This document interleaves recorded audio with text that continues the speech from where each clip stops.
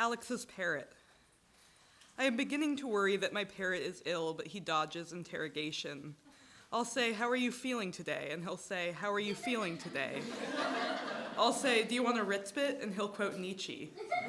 He once belonged to my brother Alex, who is dead. A lot of people I know are dead. This happened when I was 16. That night I sat up in Alex's room with the parrot, watching the lava lamp. At around 3 in the morning, I tucked the cage under my arm and crept downstairs, intending to take my mother's car and leave. But halfway down the stairs, the parrot started shrieking and woke everyone up. My mother didn't ask what I was doing. She stood at the top of the stairs in a floral print nightgown and said, "Tim, you're so tired. Tim, go back to bed." She was an ugly crier. Her face would swell like a blowfish, and she never bothered to wipe away the snot from her upper lip. Under the circumstances, I endured it and slunk back upstairs.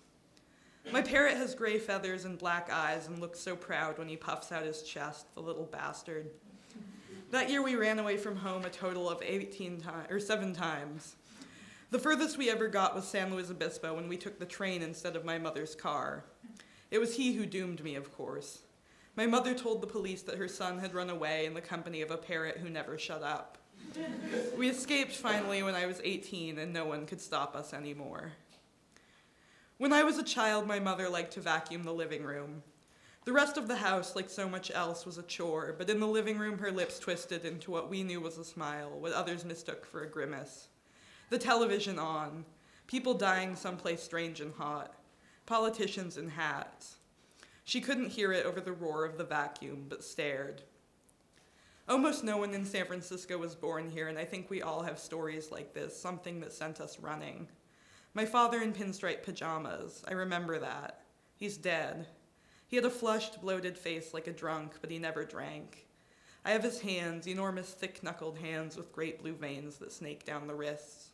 My friend Emma says no one notices. I promise, no one ever notices.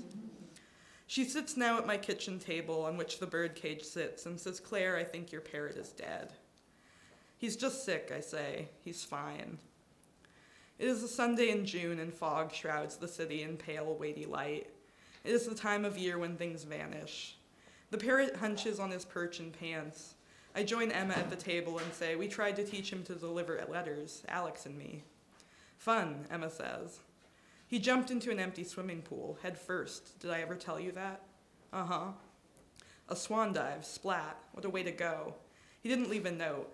The guy couldn't string together a sentence, at least not on paper. I guess we had fun. We tried to teach the parrot to deliver letters. "You just said that." "When I was a kid," I say, "my family used to rent this cabin up in Yosemite. Yosemite in the summer. The light shoots between the redwoods and stripes. Cold nights. My mother made sun tea every morning. She was a regular sun tea wino. My father wore a Panama hat. I honestly liked them all, on those trips at least. I kept telling myself, if I could just throw harder, if I could catch the biggest fish.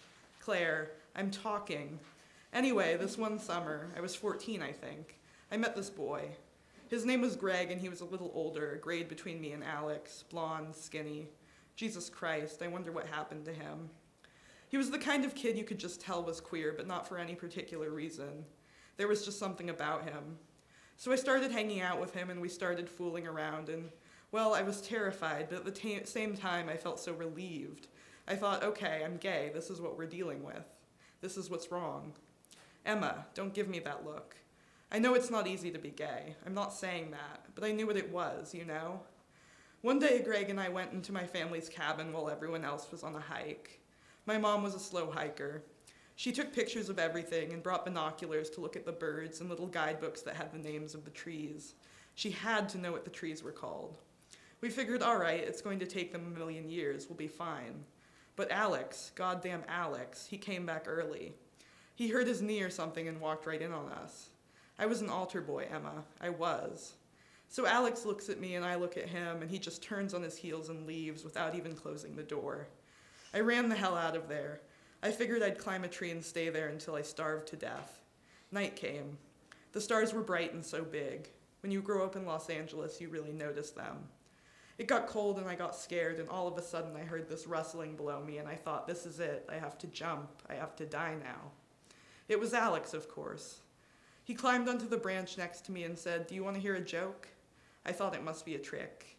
He said, "What did the big chimney say to the little chimney?" "The little chimney is too young to smoke." I said, "Damn it, Alex, that's the worst joke I've ever heard." He said, "Come down, everyone's looking for you." I knew him. I guess I knew him. He used to laugh at Leave It to Beaver reruns. Who laughs at Leave It to Beaver? He would say, "Hey, Tim, I'll give you $10 if you write my English paper." "Hey, Timmy, T-Bone." I knew him in the way you can know a stranger, someone you'll never know. Like maybe you see some old lady at the farmer's market just staring at the tomatoes, picking them up and feeling them. She has to get the right tomato, the plumpest and juiciest. You look at her and for some reason she seems so beautiful for doing that, and maybe your eyes meet. Maybe her eyes are blue or brown. And in the evening she comes to mind again and you think, I wonder how it would be if we ever really met.